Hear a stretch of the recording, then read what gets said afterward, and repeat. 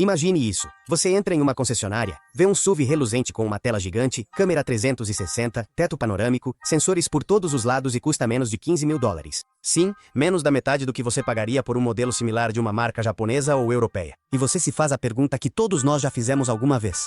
Onde está a pegadinha? Porque em um mundo onde tudo que é bom parece caro, como pode ser que um carro chinês venha com mais tecnologia, mais design, mais gadgets e ainda assim seja muito mais barato? Será que estão usando materiais de baixa qualidade, que não investem em segurança? Ou será que há algo mais? Algo que não se vê, mas que muda tudo? Hoje você vai descobrir a razão oculta por trás dos preços tão baixos dos carros chineses. Já adianto uma coisa, não se trata apenas de mão de obra barata. É muito mais complexo e muito mais estratégico. Para entender esse fenômeno, primeiro precisamos olhar para nossa própria desconfiança. Durante décadas, a etiqueta Made in China foi sinônimo de cópias, produtos baratos e até descartáveis. Mas os tempos mudaram. A China já não é apenas a fábrica do mundo. Agora projeta, inova e compete de igual para igual com gigantes automotivos como Toyota, Ford ou Volkswagen. O que antes era visto como um carro para quem não tem muito orçamento, hoje está sendo reavaliado por muitos consumidores que antes jamais considerariam uma marca como BYD, Chery, MG ou Geely. Então voltemos à pergunta original. Por que os carros chineses são tão baratos? E mais importante ainda, como conseguem manter esses preços sem parecer que estão sacrificando a qualidade? A primeira grande vantagem está na base. O custo de produção, enquanto em países como a Alemanha ou Japão, um trabalhador de fábrica pode ganhar entre $35 e $45 por hora, na China esse custo pode ser inferior a $5 por hora e em regiões mais remotas, ainda menos. A isso somamos dois ingredientes: energia barata e subsidiada pelo Estado. Acesso direto a matérias-primas como lítio, alumínio ou aço, que a China extrai internamente ou compra em massa a preços preferenciais na África ou América do Sul. Qual o resultado? Um custo por unidade que não pode ser igualado no Ocidente. Mas não se trata apenas de salários. A China tem algo que poucos países conseguiram: uma cadeia de produção totalmente integrada. O modelo chinês não depende de importar componentes caros da Europa ou dos Estados Unidos. Eles fabricam quase tudo localmente e o fazem em quantidades que nenhum outro país ousaria sequer igualar. Estamos falando de produção em massa, como Henry Ford, mas com inteligência artificial, robôs e logística milimétrica. A fábrica da BYD em Shenzhen, por exemplo, é capaz de produzir quase um carro por minuto. E isso não é exagero. Aqui entra o conceito-chave: economia de escala. Uma marca como a BMW pode vender 300 mil unidades de um modelo durante todo o ano.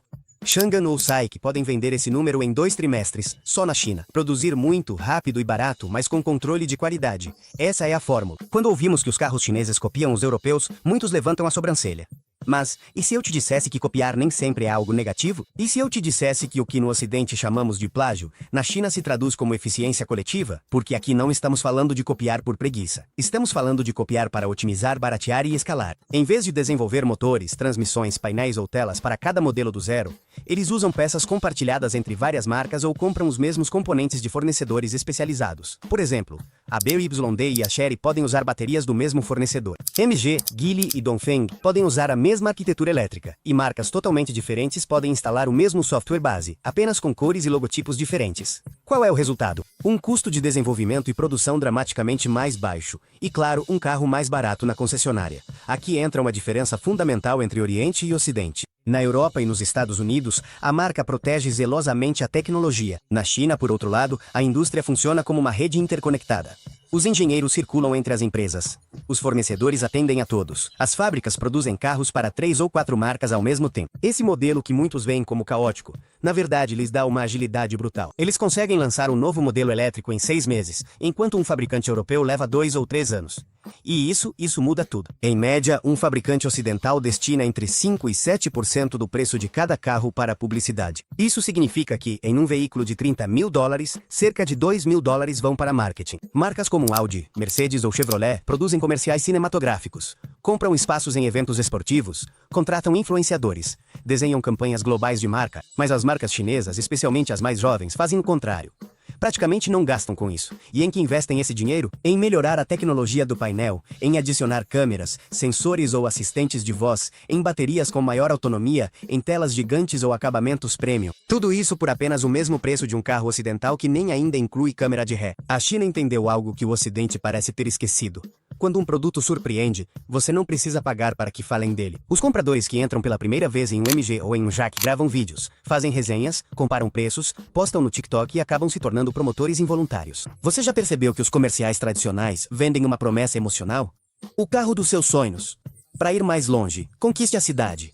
Os carros chineses vão direto ao ponto. Eles te oferecem mais tela, bateria, espaço, pelo seu dinheiro, poesia, storytelling de marca, apenas funcionalidade tangível. Para fabricar um carro elétrico, você basicamente precisa de 3 coisas: uma bateria potente, um sistema inteligente de gestão de energia e um ecossistema industrial que o sustente. E adivinha qual país controla todos esses elementos do começo ao fim? A China.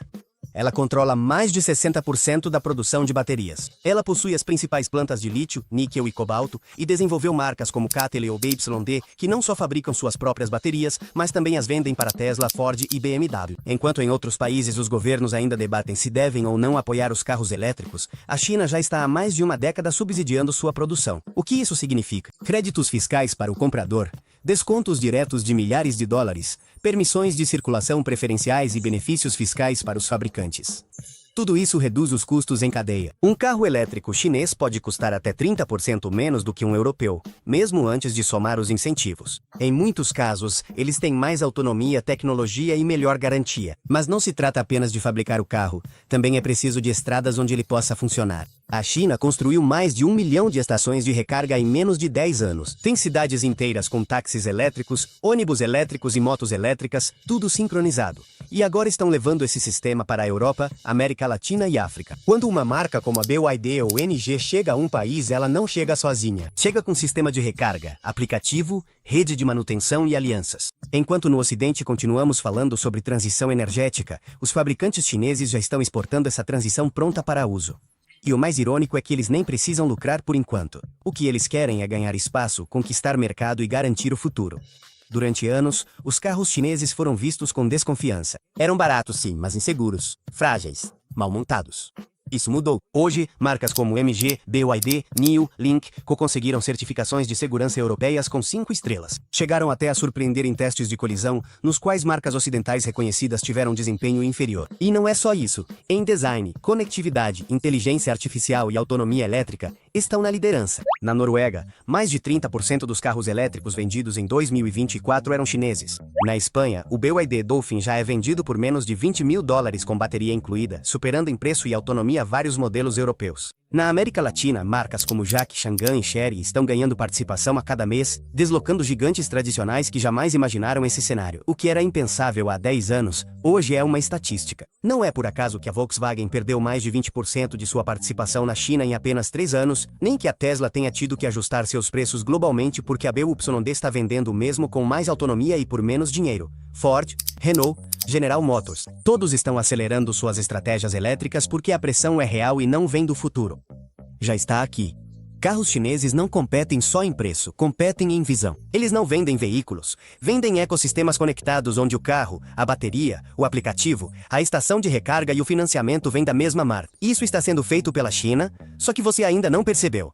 Então, por que os carros chineses são tão baratos? Sim, eles usam mão de obra mais barata. Sim, produzem em massa. Sim, compartilham peças e gastam menos em marketing. Mas a verdadeira razão oculta é esta: eles não estão jogando o mesmo jogo. Eles estão inventando um novo. E o resto do mundo mal começou a ler as regras. E lembre-se, da próxima vez que vir um carro chinês passando na sua frente, não o subestime. Você pode estar vendo o futuro.